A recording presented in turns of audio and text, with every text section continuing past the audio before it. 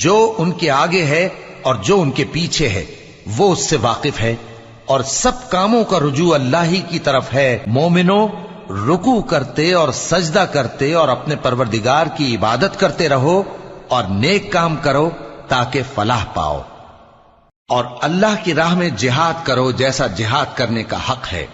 اس نے تم کو منتخب کیا ہے اور تم پر دین کی کسی بات میں تنگی نہیں کی، اور تمہارے لیے تمہارے باپ ابراہیم کا دین پسند کیا۔